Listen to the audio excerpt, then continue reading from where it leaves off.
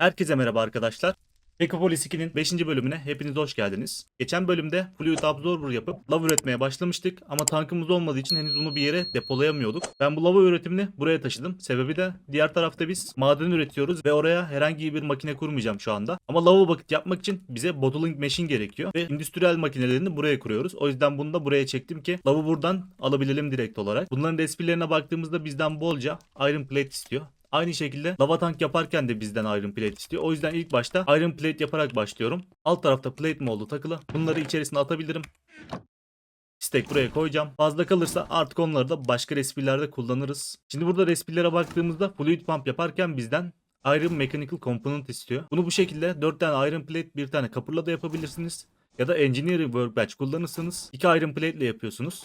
Bunun için bizden Engineer's Blueprint'in Crafting Component kısmını istiyor. Bunun yapımı da yine aynı şekilde 3 tane Blue Dye, Alüminyum, Iron, Copper, alt tarafa Paper. Bunu yaparak başlayalım.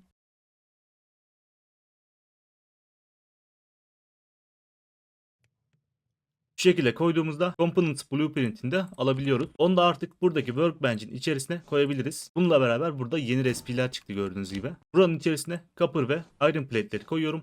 Ve Iron Mechanical Component craftlayabiliyorum bu şekilde. Bunları kendi arasında değiştirdiğiniz zaman farklı recipe'ler burada çıkacaktır. Bizden 3 tane Fluid Pipe istiyor. Bunu yapalım. Daha sonra da hepsini birleştirdiğimizde fluid pump'ı yapabiliyoruz. Bununla beraber bizim bir de fluid tank'a ihtiyacımız var. Bunun için de 34 tane iron sheet metal, 4 tane de threaded wood fence yapacağız. Böyle 36 tane iron sheet metali yaptım ve bize biraz daha threaded wood plank lazım. Bununla da artık fence'leri craftlayabiliriz. Yanlış hatırlamıyorsam 4 tane lazımdı. Tekrardan bir kontrol edelim. Şimdi bunun kurulumuna bakarsak böyle durduralım. İlk katta 4 tane fence, 1 tane sheet metal koyuyoruz. 3 ölçülük bir alan kaplıyor. O yüzden tam şuradan kurarak başlayalım. Bu şekilde 4 tane fence'ini koydum. Diğerleri yanlış hatırlamıyorsam hepsi doldurarak yukarıya kadar çıkmaktı. Diğerlerini de yukarıya kadar ortası boş şekilde doldurarak yukarıya doğru çıkıyoruz. En son katında şu şekilde üstünü kapattığımızda tamamlanmış olması lazım. Son olarak tabii ki de hammer'la buna sağ tıklamamız gerekiyor. Böyle tıkladığımızda bir tank şeklini aldı. Şimdi ikinci yapacağımız şey buradan sıvıyı çekmek. Yani lavayı çekmek. Üzerine bunu koydum. Elinize hammer aldığınız zaman burada giriş çıkışları ayarlayabiliyorsunuz. 2 kere sağ tıkladım. Bu tarafı ben output yaptım. Buradan sıvı alıp oraya koyacağım. Tabi bunun bir de enerjiye ihtiyacı var. Enerjiyi de burada çektiğimiz gibi çekeceğiz. Böyle bir tane daha wooden post yapalım. Wooden postu yine aynı şekilde buranın ortasına koyacağım. Buranın üzerine bir tane daha relay koyup artık diğer makinelerle de bağlayabiliriz. Ama tabii ki de burada şöyle bir sorun var. Buradaki çıkışı dediğim gibi tek bir yere bağlayabiliyorsunuz. Hem buraya hem oraya bağlayamıyorum. O yüzden buraya farklı bir çözüm bulmamız lazım. Onu da şöyle yapalım. Buraya ben bir tane blok koyuyorum. Bu bloğun üzerine bir tane relay koyuyorum. Önce buradan buraya bağlayıp daha sonra bu relay'den diğer bloklara bağlayacağım. Tekrar bir tane daha bağlantı aldım. O bağlantıyı da artık buraya bağlayabiliriz. Gördüğünüz gibi bu relay'ler birden fazla bağlantıya izin veriyor. Ama konnektörler sadece bir tane bağlantıya izin veriyor. Şimdi son olarak da buradaki fluid pump'ın üzerine bir tane konnektör koyup buraya enerjiyi vereceğiz artık. Bu şekilde bağladım. Artık pumpa da enerji gidiyor olması lazım. Böyle bakalım, enerjisi içerisinde doluyor. Şimdi bundan bizim bu tanka sıvı çekmemiz gerekiyor. Peki bunu nasıl yapacağız? Bunu da fluid pipe craftlarken kullandığımız fluid pipe'larla yapacağız. Böyle 8 tane daha craftladım. Bunları şu şekilde bağlıyorum. Üst tarafına giriş alabiliyor muyuz? Emin değilim. Ama sanırsam alıyoruz. Buranın içerisinde lav dolmaya başladı gördüğünüz gibi. Artık bottling machine'imizi craftlamaya başlayabiliriz. Bunun craftına bakarsak bizden tekrar bir tane fluid pump, 2 tane iron sheet metal, redstone engineering block, light engineering block, steel scaffolding ve conveyor belt istiyor. Bunların yapımları oldukça basit. Yapmadığımız herhangi bir şey yok. Ben bunları hemen craftlayıp geri geleyim. Malzemeleri hazırladım. Şimdi bunun build'ine bakarsak 2'ye 3'lük bir build. Onu ben buraya sığdırmak istiyorum. Hem buradan lav çıkışını alırız, yakın olur. Hem de çok fazla alan kaplamayız.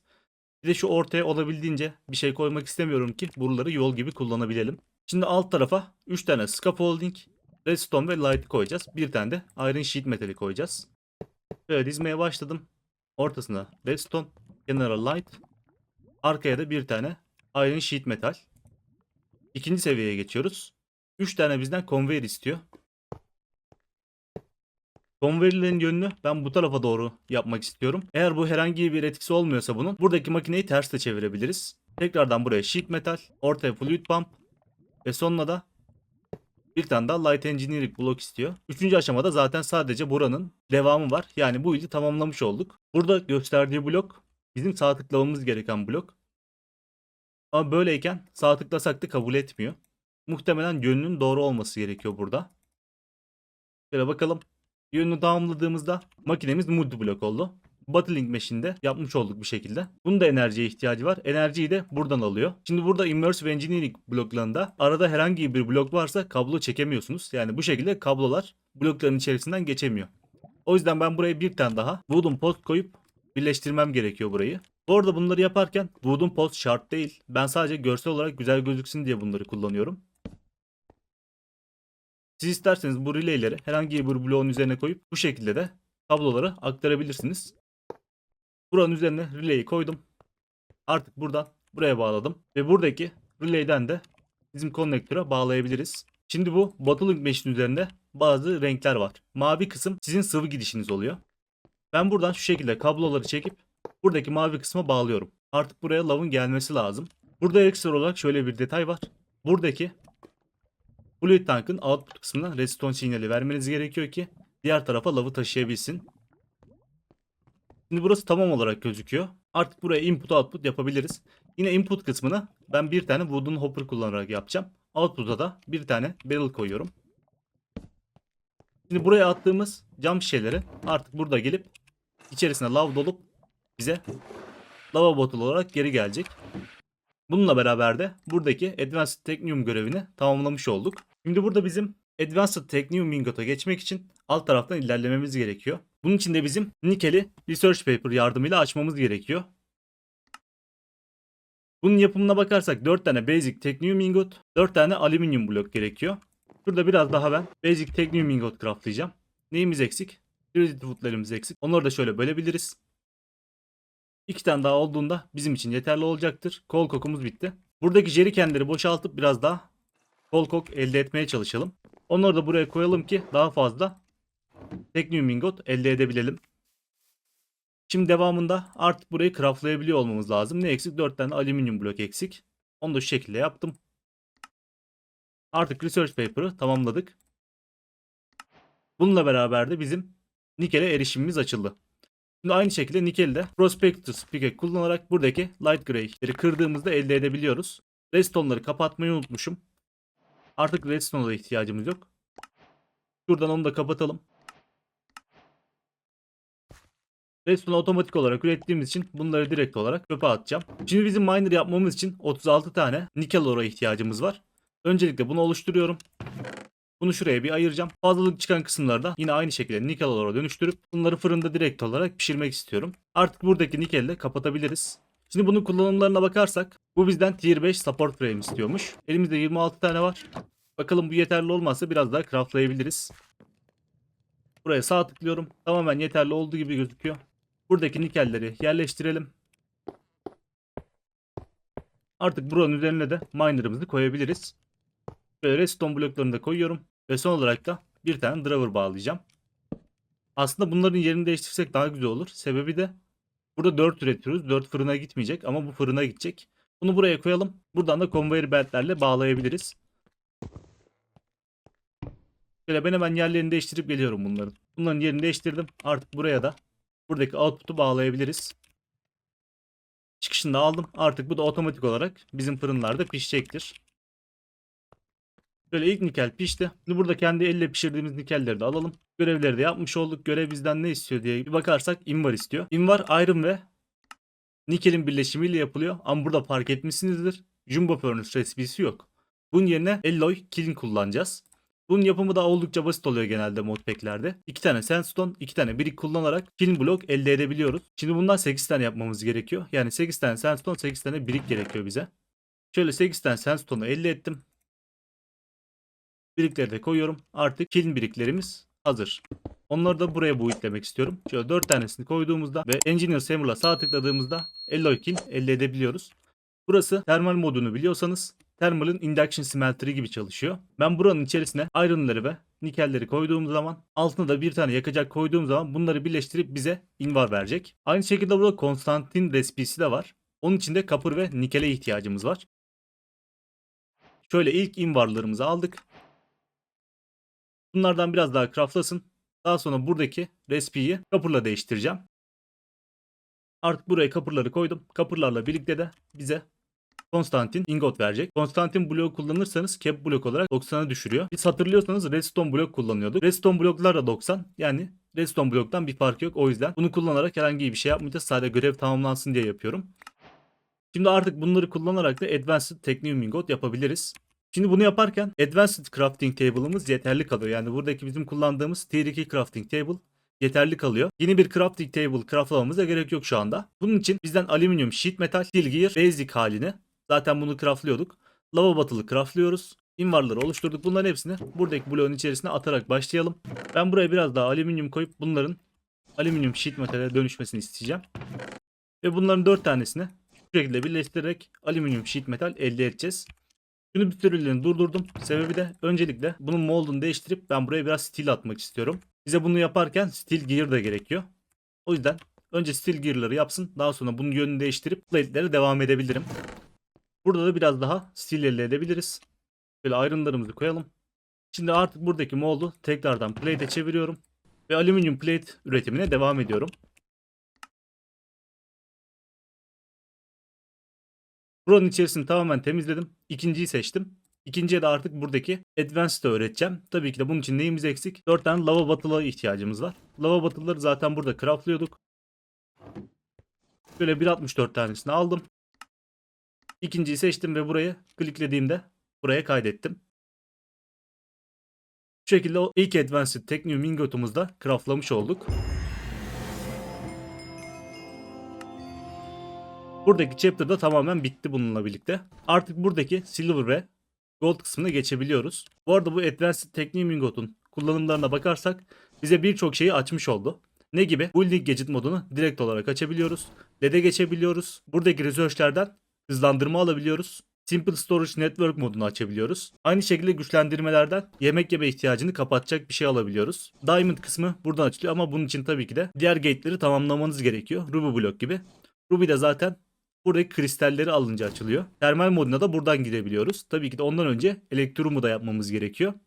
Ayrıca bunları tek bak craftlarken kullanabiliyorsunuz. Basic, Technium ve bronzları kullanarak bir tane, Advanced'ı kullanarak 4 tane bu şekilde tek bak craftları yapabiliyorsunuz. Burada bazı madenleri satın alabiliyorsunuz. Mesela ben burada 12 tane tek baka 36 tane nickel ore alabiliyorum. Bunu craftlamak istemiyorsanız ya da color stone'lardan çıkartmaya üşeniyorsanız buradan satın alabilirsiniz. Artık buradaki silver ve gold kısmına giriş yapabiliriz. Bunun için bizden 4 tane Constantin blok istiyor. 4 tane de Advanced Technium Ingot istiyor. Burada tüm eşyalarımızı koyduğumuz zaman 3 tane yapabiliyoruz. Steel gear'ımız eksik. Biraz daha steel gear'ı craftlayacağız. Bu arada bu Cruise oil'lerden herhangi bir şey craftlamak istemiyorsanız da bu şekilde dünyaya herhangi bir yerine boşaltıp içerisini bitirebilirsiniz. Buradaki oluşturduğumuz steel gear'ları da kullanarak artık bir tane daha Advanced Technium craftlayabildik. Şöyle 4 tane Constantin blok craftlıyorum. Paper'ımız zaten var. Artık bunlarla beraber silver ve gold'u da açmış oluyoruz. Artık buradaki color stone'ları kırdığımız zaman bize silver ve gold verecek. Ve bunları kullanarak da miner'ını oluşturabileceğiz. Bunların miner'ları da tier 5 support frame'leri istiyor bizden. Hemen onları yaparak başlayalım. Şöyle seviye 5 support frame'lerimizi craftlıyorum hemen. 34 tane oldu. Yetersiz kalırsa biraz daha craftlarız. Artık onları da buraya yerleştirebiliriz. Birincisi ve ikinciyi. Burada birkaç tane eksik kaldı. Hemen ben onları craftlayıp geri geleyim. Support frame'lerimi craftladım. Artık buralar tamam. Bunların üzerine de tekrardan biz Block of Redstone koyabiliriz. Bu şekilde orlarımı yerleştirerek başlıyorum. Ben bir yerde kaydı geri açmayı unutmuşum. Tam olarak nerede durdurduğumu hatırlamadığım için buradaki yaptığım şeylerden ufakça bahsedeyim. Buradaki silver ve gold orların üzerine miner'ları ekledim ve driver'larla bağladım. Conveyor beltlerle de ortaya götürdüm. Ama burada şöyle bir sorunumuz oldu. Buradaki fırının üst tarafı çok fazla dolduğu için eşyalar herhangi bir yere gidemiyordu ve ortada sıkışıp kalıyordu. Onun çözümü olarak da şöyle bir şey yaptım. Buraya bir tane wooden upper koydum. Üzerine de bir tane chest koydum. Chest'i açarsak eşyaları önce burada depolandığını görebilirsiniz. Bu kadar eşyanın buradaki jumbo fırının üzerinde durduğunu düşün. Burada çok fazla birikiyordu yani. Ve burada da şöyle bir sorun oluyor. Gördüğünüz gibi buradaki wooden upper çok yavaş çalışıyor. İçeriye yeterince hızlı eşya koyamıyor. Bunu çözmek için de bir tane rapid hopper yapacağız. Böyle bir tane normal hopper craftlayarak başlıyorum. Bunun altına bir tane redstone, kenarlarına da basic tekniğim ingot koyacağız. Ama yeterince tekniğim ingotumuz var mı? Tam burada 2 tane kalmış. Bunları da koyduğumuz zaman daha hızlı bir hopper elde edeceğiz.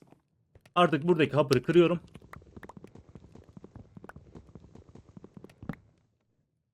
Bunun yerine hızlı hopper'ı koyacağım. Bakalım. Buranın içerisini gayet hızlı bir şekilde alt tarafa aktarabiliyor. Bunun sayesinde buradaki tüm madenleri ısıtma kısmına koyacaktır. Bunları tamamladığımıza göre normal işlerimize geri dönebiliriz. Burada görevleri alarak başlayalım.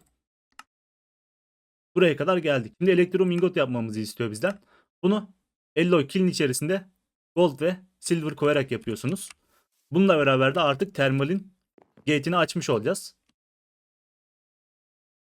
Böyle oluşturduğumuz silver ve goldları buraya koyuyorum. Bunu da yaptığımız zaman buradaki research paper termale girmiş oluyoruz. Bunun için bizden 36 tane elektrum, 4 tane de advanced technium ingot istiyor. Advanced technium ingotları yapmak için de öncelikle bizim basic tekniumları craftlamamız gerekiyor. Böyle burada bakalım hangi bloklar eksik. Bunları da doldurarak devam edelim. Olabildiğince craftlayalım. Bu şekilde elektrum ingotlarımızı da aldık. Böyle biraz daha oluşmuş. Bunlarda da artık 4 tane elektrum blok craftlayabiliriz. Ayrıca buradaki görev bizden 1.6 miner yapmamızı istiyor. Ama şu anda burası önemli değil. 1.6 miner bloğu isteyen bir tane madene denk geldiğimiz zaman onu da yapabiliriz.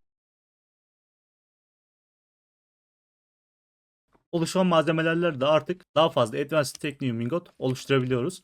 Bize 4 tane lazımdı. Artık bunlarla beraber de termal serisi kısmına geçebiliyoruz.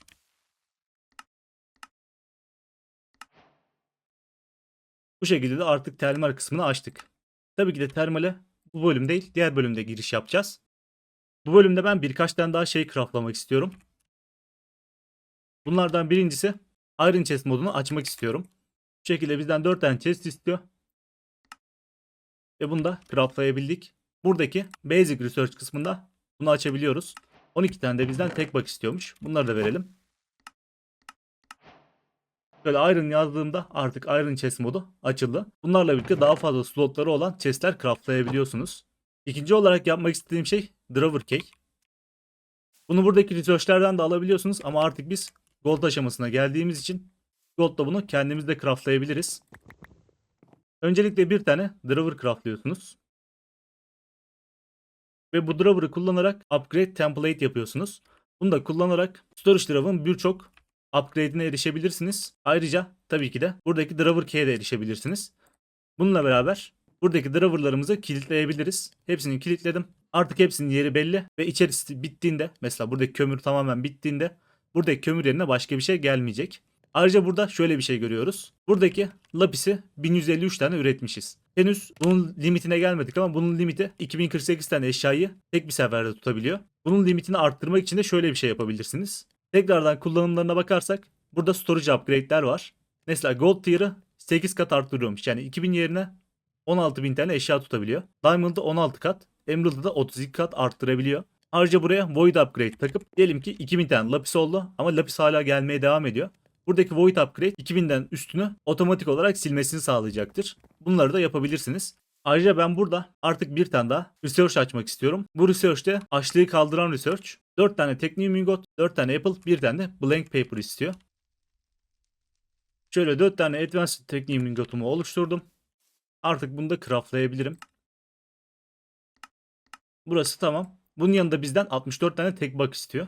Ve bizde sadece 47 tane var. Yani yetersiz şu anda. Şöyle 4 tane daha Advanced Technium Ingot oluşturdum. Bunları kullanarak da tek box oluşturacağım birazcık. Şöyle 63, tam bir tane eksik kaldı.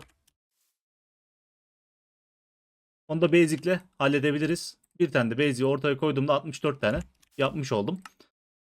Artık bunlarla beraber de hiçbir zaman acıkmayacağım. Açlığım her zaman sonda olacak. Artık daha fazla Apple kullanmamıza gerek yok. O zaman bu bölümlük bu kadar olsun. Bu bölümde tank ve battling machine yapıp lava bottle üretimini yaptık. Buradaki 52'nin saniyesinde Jumbo Furnace'da oluşturamadığımız alışımları oluşturduk. Buradaki Gold ve Silver'a erişimimizi açtık. Ve ayrıca son olarak da tüm respilleri birleştirip Advanced Technique Ingot craftladık. Ve bunun sayesinde de Thermal Chapter'ına kadar gelmiş bulunuyoruz. O zaman bu bölümlük bu kadar olsun. İzlediğiniz için teşekkürler. Bir sonraki videoda görüşmek üzere. Hoşçakalın.